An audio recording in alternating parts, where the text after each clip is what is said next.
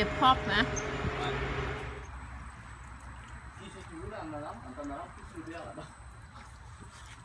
Sans te commander comme dialogue. Ben oui, 3 fois. Voilà. Tu me pousses un peu, vas-y, que ça passe. Un petit peu là. C'est bon, je pense que ça doit aller.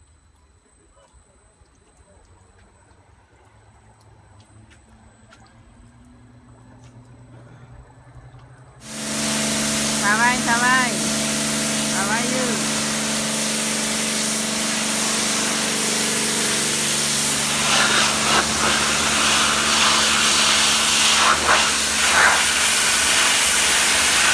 Il est fini.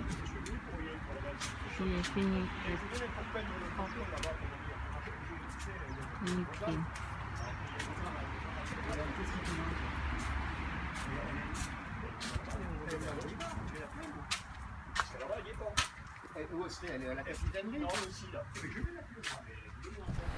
Nous sommes le 27 avril 2018. Voilà, on va recommencer à faire quelques vidéos pour la bonne cause. Donc je suis au carénage, dans les airs. Il fait un peu frisqué ce matin, voilà, le temps est en train de changer. Ça fait 2 jours que je suis sur le Berre. Voilà. Il y a 4 bateaux au total avec le bien. Je vais descendre et là c'est un grand moment devant l'Éternel. Vu mon âge avancé, faites attention parce que déjà petit j'étais pas. J'ai des jambes, je sais pas, elles marchent pas comme la tête veut. Ça a toujours été comme ça, donc je me vautre assez souvent. Et là ça ferait mal si je me vautrais là. Comme dirait Manoc, il a volé mais sans les plumes. Et ça le fait pas. Donc voilà.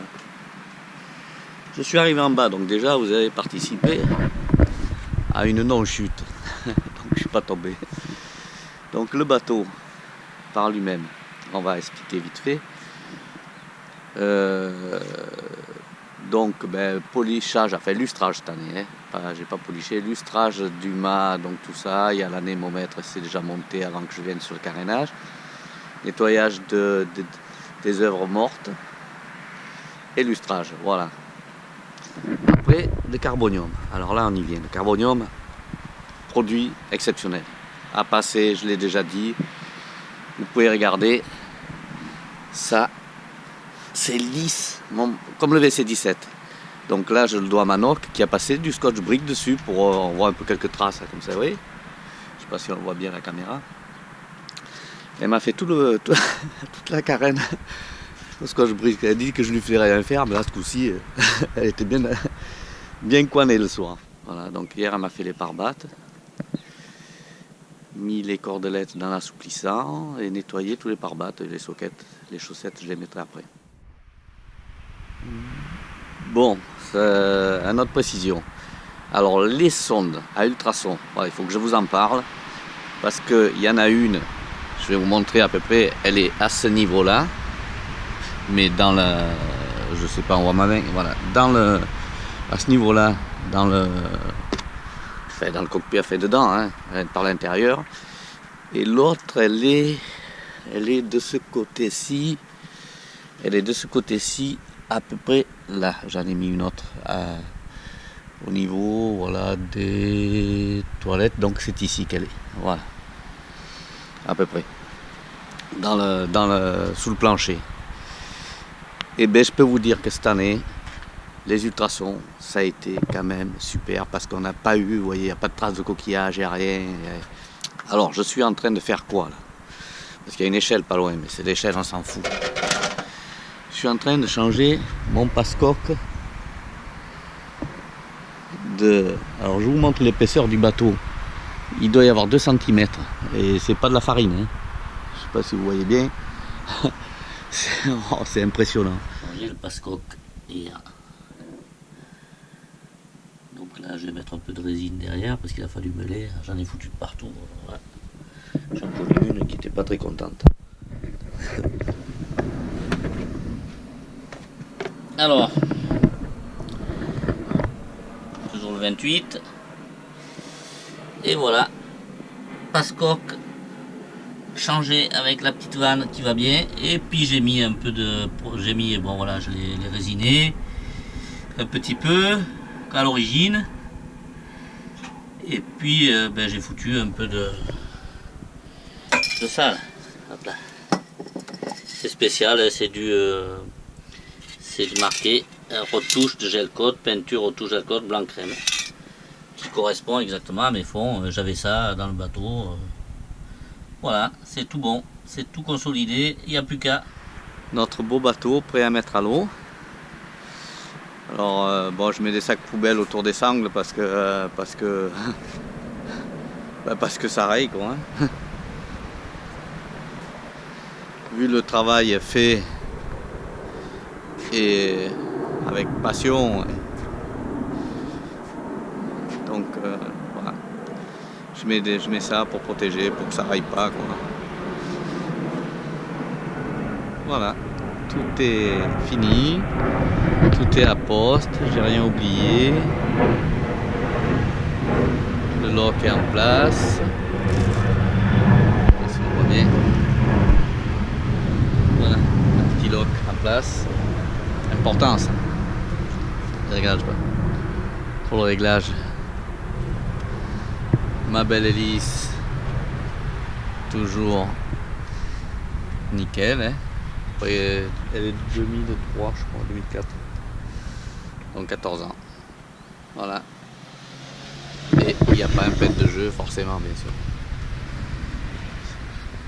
Chip propre. Donc il n'y a plus qu'à remettre les sondes, sortir le bateau, le mettre à l'eau et on est parti pour la saison. Voilà, ça a été poliché. Le plus long, enfin, ça a été, il y a une journée où il a plu, c'est avant-hier. Qu'est-ce qu'il a fait encore? Le passe-coque une journée pour bien le faire, en espérant que ça ne fuira pas normalement. Hein. C'est bien monté. Hier l'anti-fouling toute la journée parce que deux couches plus une couche sur la ligne de flottaison, sous la ligne, enfin juste à la ligne de flottaison. Plus les patins à part, grâce à ceux-là de patins. C'est ça qui permet de faire les patins. Quand on remet à l'eau, il y a juste un peu de soulaki à mettre un peu. Donc on est en place. Une fois de plus, soulagé parce que on sera soulagé quand on sera à l'eau. C'est quand même du boulot. Ouais. Si on veut faire les choses vraiment bien, c'est du travail. Aujourd'hui, on va faire pas des tartrages puisque je l'avais fait en fin de saison. C'est juste qu'on va enlever un peu la rouille qu'on fait. Je mets un dérouillant. Ça, vous mettez de l'acide oxalique mélangé dans de l'eau chaude et puis voilà, ça le fait aussi. Moi j'ai un petit produit mais bon, c'est pas très important. Un dérouillant quoi. Évitez l'acide chlorhydrique parce que c'est trop fort. Donc voilà ce que j'ai fait hier. Voilà, je descends par le coffre moi. Hop, je fais un petit 360 et on revient. Ça c'est les câbles électriques. Posez les lunettes. Et je vous amène avec moi dans la cale moteur par l'arrière. Voilà. On a une petite lumière qu'on peut allumer. Il faut faire un peu le singe. Hein. Voilà. Donc, installation. J'avais un bol classique et là j'ai mis un filtre décanteur. Donc il a fallu faire pas grand chose, de petites bricoles quoi. Donc je l'ai mis en place.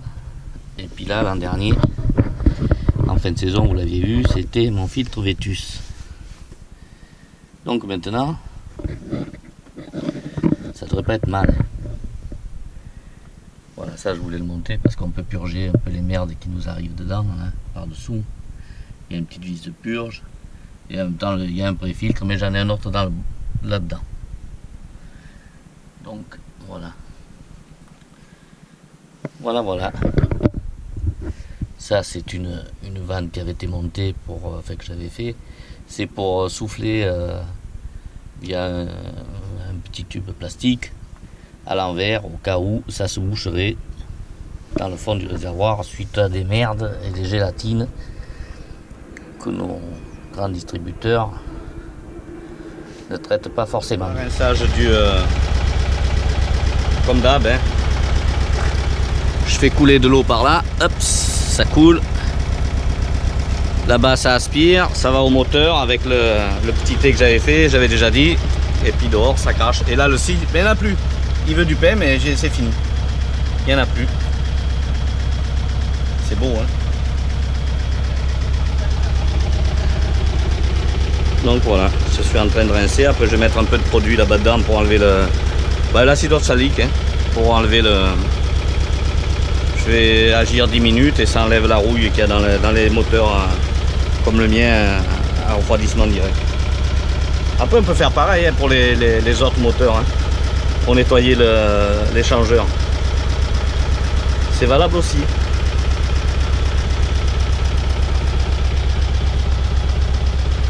Bon, il fait chaud. Après ça, vidange moteur. Et puis direction plein sud.